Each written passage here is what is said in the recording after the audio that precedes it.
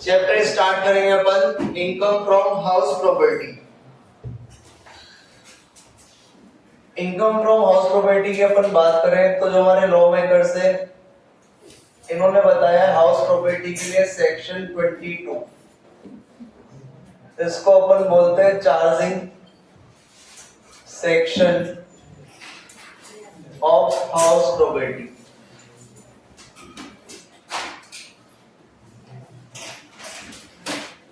तो chapter start कर रहे हैं अपन income from house property.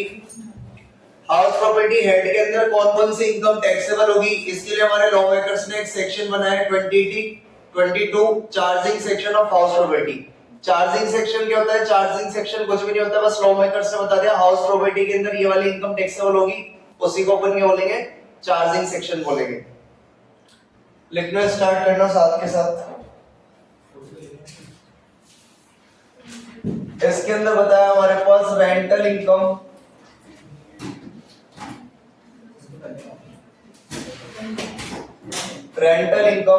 Bracket में annual income of house property, rental income annual income of house property taxable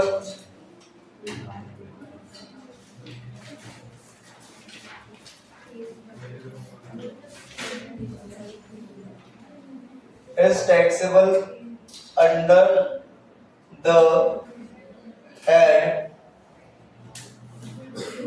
income from house property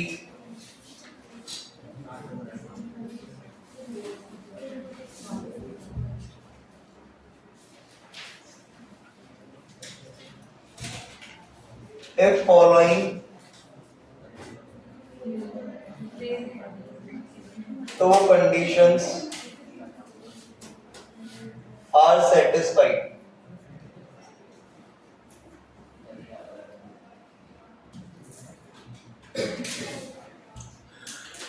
तो हमें बताया हाउस प्रॉपर्टी के अंदर, हाउस प्रॉपर्टी हेड के अंदर कौन सी इनकम टैक्सेबल होगी? Rental income. रेंटल इनकम अपने को हर महीने होती है, यानी पूरे साल के लिए नहीं है। रेंटल इनकम या annual income of house property को अपन टैक्सेबल करेंगे under the head income from house property, लेकिन कितनी कंडीशन सेटिस्फाइड होनी चाहिए? तो पहली कंडीशन क्या होता है इन्होंने, एक तो आपके पास हाउस प्रॉपर्टी होनी चाहिए और दूसरा आप उस प्रॉपर्टी के ओनर होने चाहिए। आज मैं बोलूं मेरे पास एक मकान है लेकिन मैं किराए के घर में रहता हूं, तो मेरा मकान थोड़ी ना है, मैं उसका ओनर नहीं हूं। तो यहाँ पर दो कंडीशन बताइए, एक तो हमारे पास क्या होनी चाहिए? हाउस प्रॉपर्टी, दूसरे प्रॉपर्टी के क्या होने चाहिए? ओनर होने चाहिए। लिख लेते हैं अपन इसको यहाँ पर। तो पहली कंडीशन हमारे पास बताइए, there should be a house property, और सेकंड हमारे पास बताइए assessee should be owner of such house property.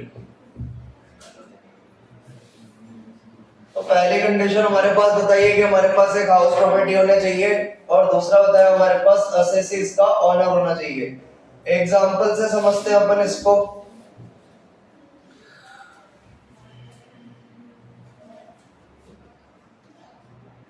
जैसे हमारे पास मिस्टर ए है,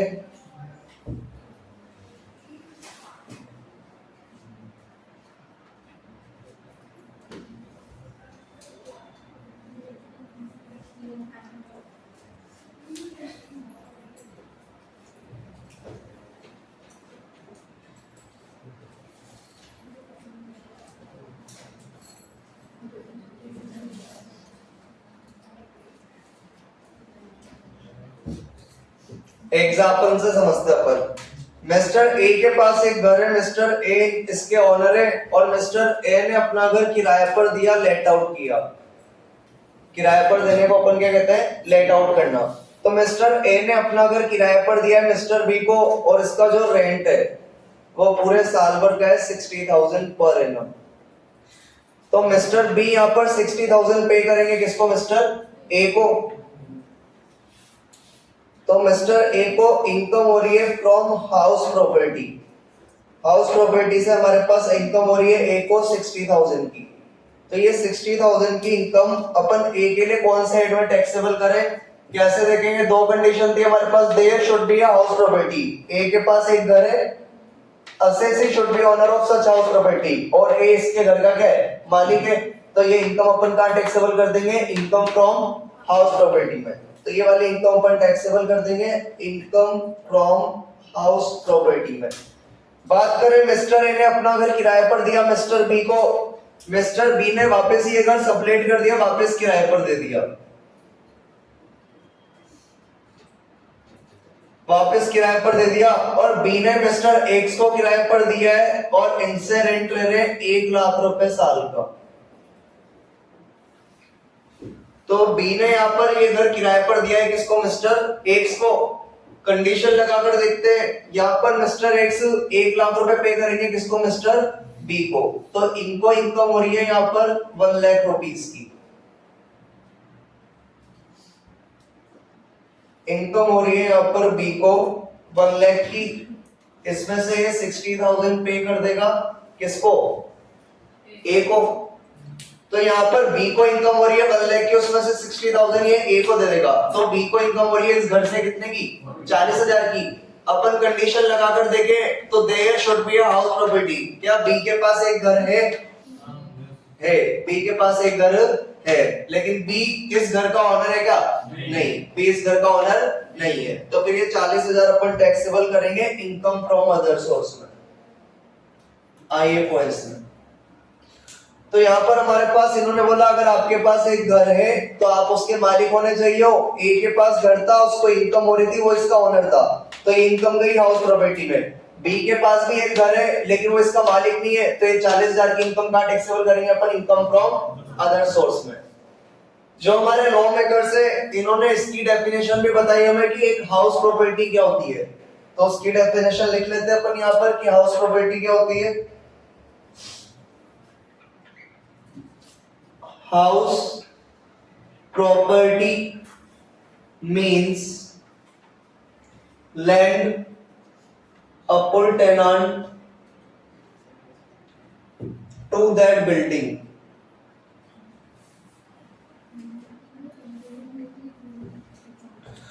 Appertaining का मतलब हमारे पास होता है अटैच होना। इसको भी अपन पहले एक एग्जांपल से समझ लेते हैं।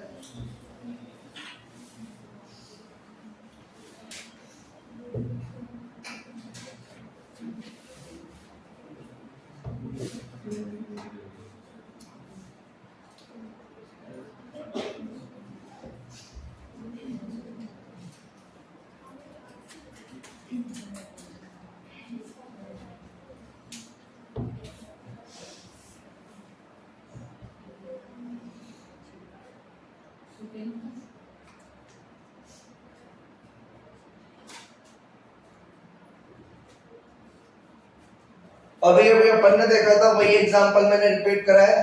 मिस्टर ए के पास एक घर था और मिस्टर ए ने घर किराए पर दिया है किसको, मिस्टर बी को। तो मिस्टर बी बदले में इनको 60,000 रेंट के पे करेंगे साल भर के। तो इनको इनकम हो रही है यहाँ पर मिस्टर ए को 60,000 की। तो अपनी दोनों कंडीशन लग रही थी, ए के पास एक घर भी था और वो इसके ऑनर भी है, तो ये इनकम अपन का टैक्सेबल कर देंगे इनकम फ्रॉम हाउस प्रॉपर्टी में।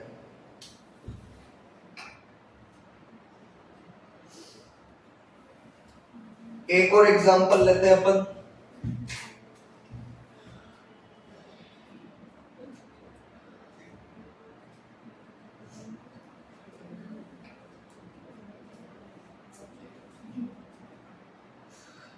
मिस्टर ए के पास एक घर तो एक से ही, लेकिन इस घर से एक गार्डन अटैच हो रहा है। यहाँ पर अपन घास उगा देते हैं।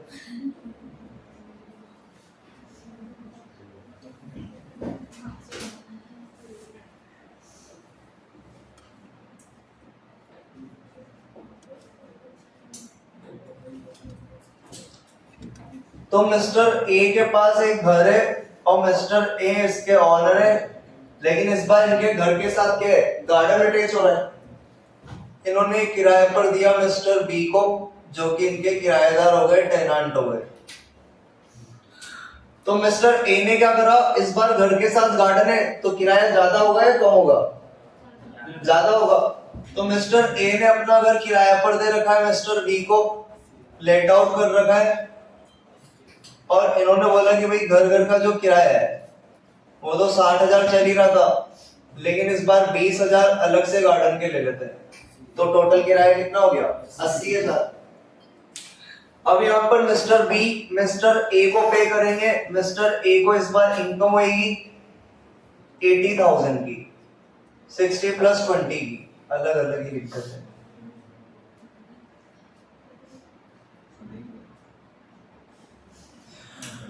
तो यहाँ पर मिस्टर ए ने अपना गार्डन प्लस घर किराए पर दिया है 60 प्लस 20, 80,000 में बी को, और बी यहाँ पर ए को पे कर रहा है 60 प्लस 20, यानी यहाँ पर ए को इनकम कितनी हो रही है, 60 प्लस 20। तो यहाँ पर इन्होंने हाउस प्रॉपर्टी का मीन्स बताया। अगर आपके पास कोई जमीन है और अगर वो अटैच हो रही है बिल्डिंग से, तो फिर उसका रेंट या फिर उसकी इनकम भी कहां पर टैक्सेबल करनी है अपने को, इनकम फ्रॉम हाउस प्रॉपर्टी में।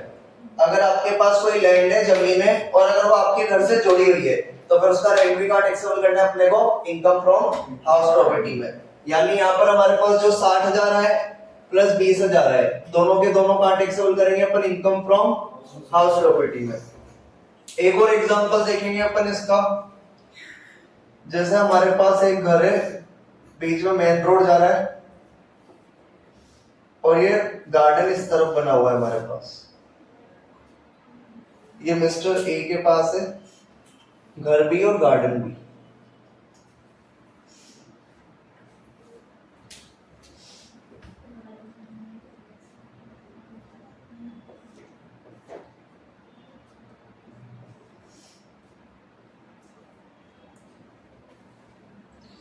मिस्टर बी को किराए पर दिया हुआ है,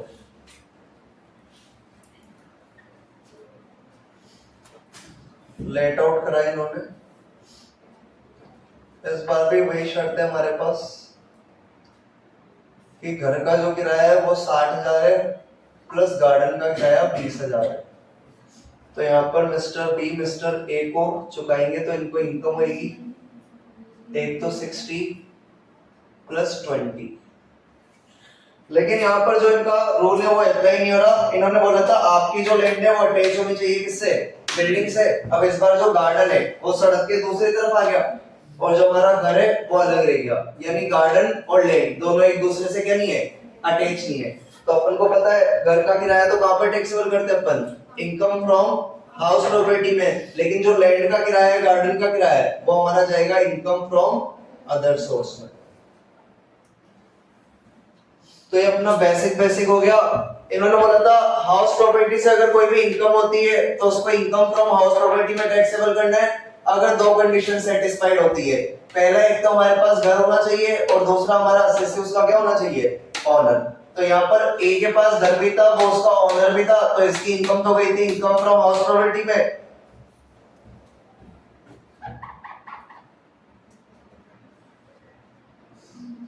लेकिन बी के पास घर तो था, लेकिन बी उसका ऑनर नहीं था, किराएदार था, तो फिर इसकी इनकम कहां पर गई थी, इनकम फ्रॉम अदर सोर्स में।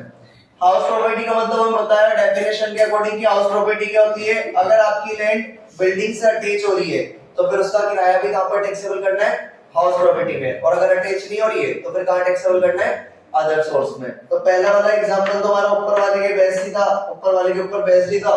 ये वाला एग्जांपल हमारे पास था कि यहाँ पर बिल्डिंग के साथ लैंड अटैच है, तो फिर अपन ने बिल्डिंग प्लस लैंड का किराया कहां पर टैक्सेबल करा था, हाउस प्रॉपर्टी में। और यहाँ पर बिल्डिंग के साथ लैंड अटैच नहीं थी, तो बिल्डिंग का किराया तो कहां पर गया, हाउस प्रॉपर्टी में, और लैंड का किराया कहां पर जाएगा, अदर सोर्स में। आगे अपन बात करेंगे टाइप्स ऑफ हाउस प्रॉपर्टी की। हाउस प्रॉपर्टी कितने तरह की होती है, पता है कि कितने तरह की होती है। आगे अपन बात करेंगे types of house property. House property कितने तरह की होती है, तो भैया हमारे पास हाउस प्रॉपर्टी दो तरह की होती है।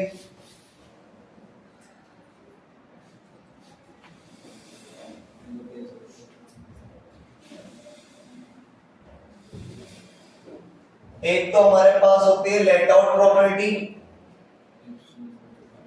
जिसको अपन प्यार से बोलते हैं एलओपी, और एक हमारे पास होती है सेल्फ ऑक्यूपाइड प्रॉपर्टी, जिसको अपन प्यार से बोलते हैं एसओपी। लेट आउट प्रॉपर्टी ऐसी प्रॉपर्टी जिसको अपन ने किस पे दे रखा होगा, किराए पे। किराए पे देंगे तो हमारे पास क्या आएगी, और इनकम पर हमेशा क्या लगता है। तो ऐसी प्रॉपर्टी जो अपन ने किराए पर दे रखी होगी उससे तो अपन को हमेशा क्या होने वाली है, इनकम। तो इस पर तो हमेशा क्या लगेगा, टैक्स लगेगा। सेल्फ ऑक्यूपाइड प्रॉपर्टी होती है ऐसा घर जिसके अंदर हम खुद रहते हैं। खुद रहते हैं तो उससे कोई इनकम होती है क्या, उससे कोई इनकम होती नहीं है। इसको भी अपन दो पार्ट में डिवाइड कर देते हैं। दो तरह के घर होते हैं, एक तो एसओपी होती है जिसके अंदर हम खुद रहते हैं, और बहुत से लोग क्या करते हैं, खुद के घर के अंदर कोई ना कोई बिजनेस या प्रोफेशन खोल लेता है। जैसे आप लोगों ने देखा होगा, घर के नीचे तो ये जनरल स्टोर की दुकान और ऊपर खुद रहते हैं, या घर के नीचे तो सीए का ऑफिस है, डॉक्टर की दुकान और ऊपर खुद रहते हैं, डॉक्टर का ऑफिस है। तो एक तो हमारी एसओपी होती है जिसके अंदर अपन खुद रहते हैं, और एक एसओपी होती है जिसके अंदर इंसान क्या करता है, बिजनेस या फिर अपना प्रोफेशनल एक्टिविटी करता है। अभी अपन बिजनेस एंड प्रोफेशन पढ़ नहीं रहे, अभी अपन केवल हाउस प्रॉपर्टी पढ़ रहे हैं, तो इसको अपन इग्नोर कर देंगे, अब इससे अपने को काम नहीं है। अब बात करते हैं ऐसी प्रॉपर्टी जिसमें अपन खुद रहते हैं। थोड़ा टॉपिक से हटके जा रहा हूं, नॉर्मल बात कर रहा हूं। बात करें अपन वर्ल्ड की बात करें या फिर अर्थ की बात करें। अर्थ की बात करें तो ऐसा सुना है अपन ने कि अर्थ के अंदर 70% तो ऐसी जमीन है जहां पर शायद पानी पानी है, ऐसा ही क्या, और 30% ही ऐसी जगह इंसानों के लिए जिसमें वो रह सकते हैं, अपन रह सकते हैं। तो मतलब अपने पास अर्थ का वो क्या होते हैं हिंदी में इसको अपन, पृथ्वी का अपने पास 30% ही केवल ऐसा एरिया है जिसमें अपन रह सकते हैं, निवास कर सकते हैं, रेजिडेंशियल घर बना सकते हैं, बाकी हमारे पास एरिया नहीं है। अब टोटल मिला के 30% ही है, मतलब ये तो हो गया हमारे पास लिमिटेड। और जिस हिसाब से पॉपुलेशन बढ़ती जा रही है, ये होती जा रही है अनलिमिटेड। बात करें अपन अमीरों की, तो ऐसा बोला जाता है दुनिया के केवल 3% लोग ऐसे जिनके पास पूरी वर्ल्ड की वर्थ का 97% पैसा है, और दुनिया के अंदर केवल 97% पर्सन ऐसे या इंसान ऐसे जिनके पास पूरी वर्ल्ड का केवल 3% ही पैसा है। आज अगर अपन बात करें अंबानी की, तो क्या Ambani, Tata, Bill Gates, Elon Musk, इनकी इतनी औकात है क्या कि ये पूरा का पूरा कोटा, पूरा का पूरा जयपुर, पूरा का पूरा दिल्ली खरीद ले? इतनी औकात? कल को अगर अंबानी पूरा कोटा खरीद लेता है, तो मेरे हिसाब से कोटा के अंदर 25 लाख लोग रहते हैं। अगर कल को अंबानी पूरा कोटा खरीद लेगा, तो ये 25 लाख लोगों के पास रहने के लिए जगह होगी क्या? नहीं। और वैसे हमारे पास तो रहने के लिए स्पेस क्या है, लिमिटेड है। तो अमीरों की तो इतनी औकात है कि पूरा का पूरा कोटा, पूरा का पूरा जयपुर, पूरा का पूरा दिल्ली खरीद ले। तो बेचारे जो कोटा के 25 लाख लोग हैं, उनको चंबल में डुबो के मार दे, कहाँ रहेंगे वो? रहने के लिए जगह ही नहीं होगी, तो फिर कहाँ रहेंगे? इसके लिए गवर्नमेंट ने कुछ रूल्स बनाए, क्योंकि उनको पता है कि अमीर कीड़े तो करेंगे। तो ये तो जनरल बात थी कि हमारे पास रहने के लिए स्पेस तो है कम और लोगों के पास पैसा काफी ज्यादा है। तो इसके लिए एक बात बनाई गई, ऐसे घर जिसके अंदर लोग खुद रहते हैं। जैसे मान लो मैं खुद ही बहुत अमीर इंसान हूं, मेरे पास कोटा के अंदर 7 घर है।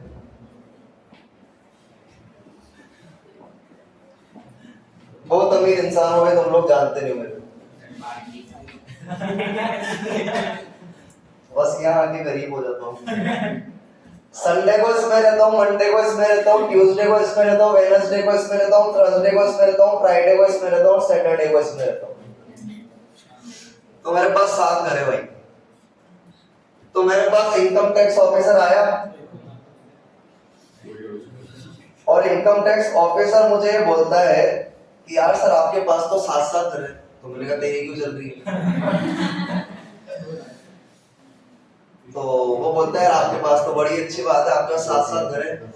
तो यार जिस हिसाब से आप 5.5 फुट और 45 किलो वजन के दिखते हो, आप एक घर के अंदर आराम से रह सकते हो, लेकिन आप फिर भी 7-7 घर के अंदर रह रहे हो। मैंने कहा फिर तेरे को क्या दिक्कत है? तो बोलता हमें ये दिक्कत है, आप आराम से एक घर के अंदर रह सकते हो, चलो 2 में रह लो, आधा शरीर इसमें रह लेना और आधी टांगे इधर पसार लेना, तो 2 घर में रह लो। लेकिन जो ये 5 घर है आप खुद के यूज के लिए ले रहे हो, ये एसओपी बना रखा है। आप एक काम करो ना सर, आप इनको रेंट पर दो, रेंट पर दोगे तो आपको आएगी इनकम और आपको आएगी इनकम, तो उस पे लगाएंगे टैक्स, तो हमें भी क्या आएगी? इनकम। मैंने कहा मेरे बाप की प्रॉपर्टी है, तेरे को क्या दिक्कत है? मैं 7 में रहूं, 2 में रहूं, 1 में रहूं, तेरे को क्या दिक्कत हो रही है जो तू मुझे ज्ञान देने आ रहा है? वगैरह में दिक्कत हो रही है ना। आपने बाकी के 5 घर रेंट पर नहीं दे रखे, तो आपको इनकम नहीं हो रही, तो हम इनकम टैक्स भी नहीं लगा पा रहे। तो गवर्नमेंट ने यहाँ पर अमीरों के लिए एक रूल निकाला, अगर आपके पास काफी सारे घर हैं और आप उन पे ताले लगा के रखते हो, किसी को किराए पर नहीं देते हो, तो गवर्नमेंट ऐसा बोलते है कि आप पहले घर के अंदर रह लो, हमने इसको माफ कर दिया, एग्जेम्प्ट कर दिया, इस पे टैक्स नहीं लगाएंगे। आप दूसरे घर के अंदर रह लो, हमने इसको भी एग्जेम्प्ट कर दिया। लेकिन बाकी के 5 घर अगर आपने इस पर लॉक भी लगा रखा है, ताला भी लगा रखा है, तो हम ऐसा मान लेंगे कि आपने इसको रेंट पर दे रखा है। मान लेंगे तो मानने को बोलते हैं डीम्ड, और ऐसा मान लेंगे कि आपने इसको किराए पर दे रखा है, तो किराए को बोलते हैं लेट आउट। तो हम ऐसा मान लेंगे कि आपके पास डीम्ड लेट आउट प्रॉपर्टी है, चाहे आपने इस घर पे लॉक लगा रखा है, आपको रेंट नहीं मिल रहा है, फिर भी हम हमारी तरफ से कैलकुलेशन करेंगे और हमारी तरफ से किराया निकाल देंगे, और इन 5 घर की, इन 5 घर, ये 5 घर पर मान लेंगे कि आपको कुछ ना कुछ इनकम हो रही है, और उस इनकम पर हम क्या लगा देंगे? टैक्स लगा देंगे।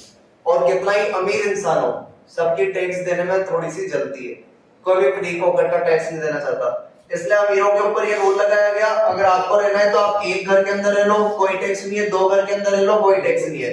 लेकिन अगर आपने बाकी के घर खरीद रखे और उसमें ताले लगा रखे, तो हम इसको क्या मान लेंगे? डीम्ड लेट आउट प्रॉपर्टी, और ये मान लेंगे कि आपको इससे कुछ ना कुछ क्या मिल रहा है? रेंट, और उस पर हम क्या ले लेंगे? टैक्स ले लेंगे। तो यहाँ पर हमारे पास गवर्नमेंट ने केवल 2 एसओपी एग्जेम्प्ट कर रखी है। ऐसी प्रॉपर्टी जिसके अंदर अपन खुद रहते हैं, केवल 2 ही एग्जेम्प्ट कर रखी है, बाकी आप अगर कोई घर खरीद के रख देते हो, उसको किराए पे नहीं देते हो, तो फिर उस पर टैक्स लगाएंगे डीम्ड लेट आउट प्रॉपर्टी मानकर। तो जो एसओपी थी हमारे पास रेजिडेंशियल, इसको अपन 2 पार्ट में डिवाइड कर देंगे। जो हमारे पास 2 एसओपी रहेगी, यानी जो 2 घर रहेंगे वो तो हमारे गवर्नमेंट ने कर रखे एग्जेम्प्ट, उस पर तो कोई टैक्स नहीं है। लेकिन अगर मोर देन 2 एसओपी है, 2 से ज्यादा घर है आपके पास, तो फिर इस पर टैक्स लगाया जाएगा डीएलओपी मानकर, यानी डीम्ड लेट आउट प्रॉपर्टी मानकर। तो हमारे पास यहाँ पर टाइप्स ऑफ हाउस प्रॉपर्टी, 2 तरह की प्रॉपर्टी थी, एलओपी और एसओपी। एलओपी से हमेशा क्या मिलेगा? रेंट, इसलिए अपन इस पे हमेशा क्या लगाएंगे? टैक्स। लेकिन एसओपी की बात करें तो 2 तरह की एसओपी होती है, एक तो जिसमें अपन खुद रहते हैं और जिसके अंदर अपन खुद का बिजनेस या प्रोफेशनल एक्टिविटीज करते हैं। अभी अपन बिजनेस एंड प्रोफेशनल एंड पढ़ नहीं रहे, तो इसको इग्नोर कर देते हैं। एसओपी की बात करें तो 2 तरह की एसओपी, हमारे एसओपी को अपन ने 2 पार्ट में डिवाइड कर दिया। अगर आपके पास 2 घर है और आप उनके अंदर खुद रहते हो, तो उसमें कोई टैक्स नहीं है। लेकिन आपके पास 2 से ज्यादा घर है और आप उनमें खुद रह रहे हो, तो फिर उस पर टैक्स लगाया जाएगा क्या मानकर? डीएलओपी मानकर, यानी डीम्ड लेट आउट प्रॉपर्टी मानकर। तो 3 तरह की प्रॉपर्टी हो जाएगी, एलओपी, एसओपी और डीएलओपी। इतने में कोई दिक्कत है क्या? टाइम कितना हुआ? हाँ, तो फिर बाकी का फॉर्मेट वगैरह तुम लोगों को फॉर्मेट याद होगा।